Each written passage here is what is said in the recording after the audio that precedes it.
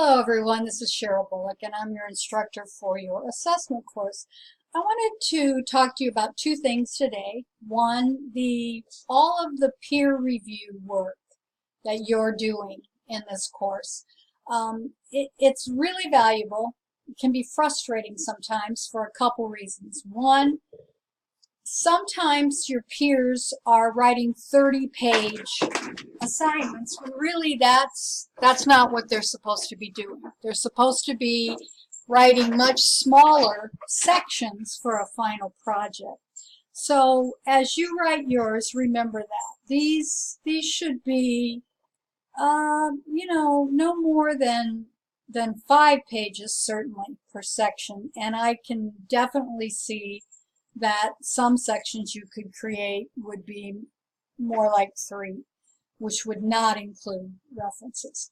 The second thing I want to talk about is I've had some complaints that some learners are posting drafts and then other learners might be borrowing a little too heavily from those drafts. So please look for that in your own drafts. If you're reading others and you say, I think they borrowed a little too heavily from me, please let me know. And please don't do that. So with that said, I want to talk about what actually Unit 5 is asking you to do in terms of this assessment.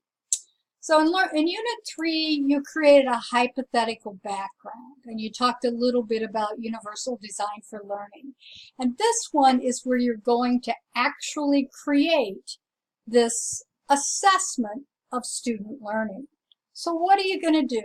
Well, you're going to incorporate the knowledge you've acquired, because that's what we do as graduate students, and you're going to include a minimum of 3 scholarly articles on the topic that is involved with either creating this assessment or the content of this assessment, but know that you're expected to include somewhere in here 3 scholarly articles. What does that mean? That means they're no older than 2012 and that they are from a peer-reviewed journal. If you do not know what peer review means, you can Google either peer-reviewed journal, peer-review article, and it will explain the process. And then you're going to actually create an academic assessment. And I've been pretty specific about what I want you to include in it. So I want you to construct appropriate items. You know, in Unit 3, you talked about who your students would be and what content you would be teaching for your hypothetical course. Well, here, I want you to make assessment on that topic. It can be a unit, it can be a final, it's really up to you, whatever you want. But I want you to adhere to best practices in both adult learning theory and universal design for learning. And by the way, a lot of folks use their 3 articles, and they have to be different articles, can't be the same ones from last time, to talk about how this was best practice in either adult learning theory or universal design for learning. But at a minimum, I want you to create 10 multiple choice items, 5 true-false items, 2 short answer items, and 1 interpretive exercise. This is also another place where people incorporate that 3rd article. That 3rd peer review is where they identify an article that talks about best practice in writing any of these. So, maybe you could find a peer review article that talks about multiple choice items, true, false, short answer, or interpretive, and is no older than 2012.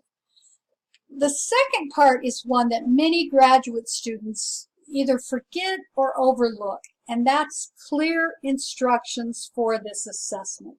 So you're going to have 2 kinds of instruction.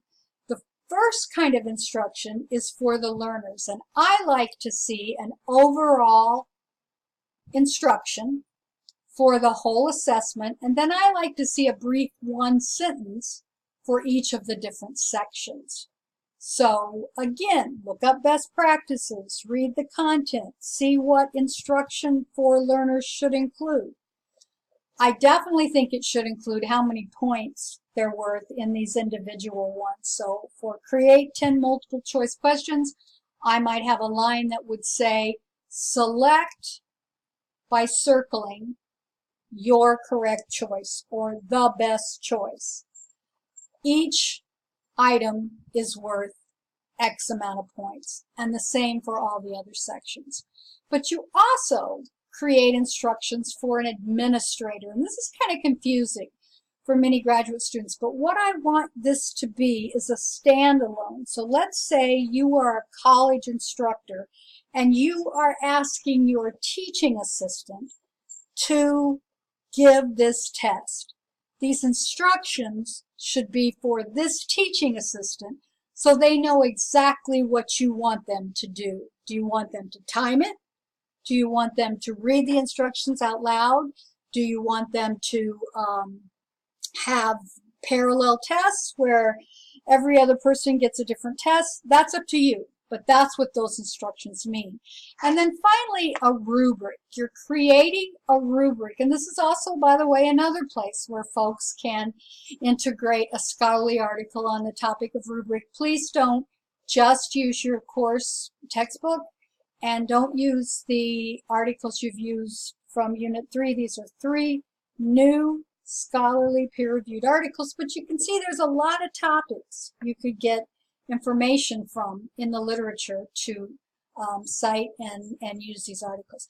So you want to actually have a rubric that will actually be used to assess. Most people just do it to assess their short answer items and their interpretive exercise items.